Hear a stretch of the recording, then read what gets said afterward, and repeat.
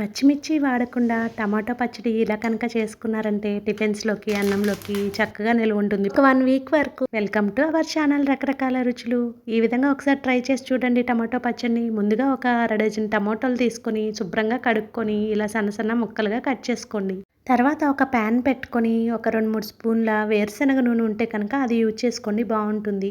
తర్వాత వెల్లుల్లి రెబ్బలను ఒక 10-12 తీసుకుని నూనె వేడెక్కాక వేసుకుని ఒకసారి కలుపుకొని ముందుగా కట్ చేసి పెట్టుకున్న టమాటో ముక్కలను వేసుకోండి. మీడియం ఫ్లేమ్లో పెట్టుకొని 2-3 నిమిషాల పాటు బాగా వేయించుకోండి టమాటోలను.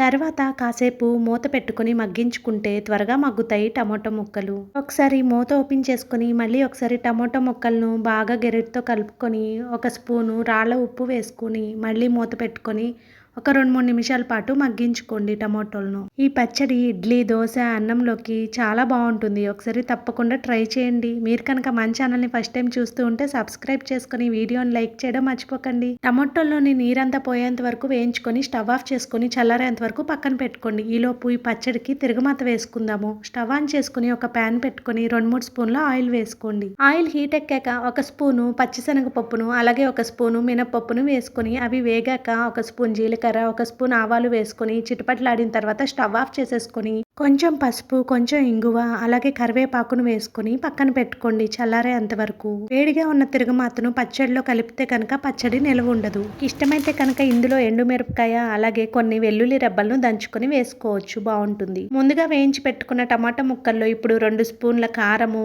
అలాగే ఒక అర స్పూను మెంతులు కలిపి వేయించి పెట్టుకున్న పొడిని కలుపుకోవాలి. ఈ పొడి వేయకపోయినా పర్లేదు, టేస్ట్ బాగుంటుంది ఇది వేస్తే కనుక. అన్ని వేసుకొని ఒకసారి గెరెట్తో బాగా ఇలా మిక్స్ చేసుకున్న తర్వాత ఒక మిక్సీ జార్ తీసుకొని మనం మిక్సీలో పచ్చడి పట్టుకోవాలి. ఈ కలుపుకున్న మిశ్రమాన్ని అంతా ఒకసారి మిక్సీ జార్లో మెత్తగా పేస్ట్లా అయ్యేంత వరకు మిక్సీ పట్టుకోండి. చూడండి ఈ విధంగా మెత్తగా నలిగిపోయింది కదా. ఇప్పుడు ఒక గిన్నెలోకి తీసుకొని ఇందాక మనము తిరగమాత పెట్టుకున్నాం కదా, తిరగమాతని ఇందులో యాడ్ చేసుకొని ఒకసారి మిక్స్ చేసుకొని సర్వ్ చేసుకోవడమే. వేడివేడి అన్నంలో లేదంటే ఇడ్లీ, దోశల్లోకి చాలా బాగుంటుంది పచ్చడి.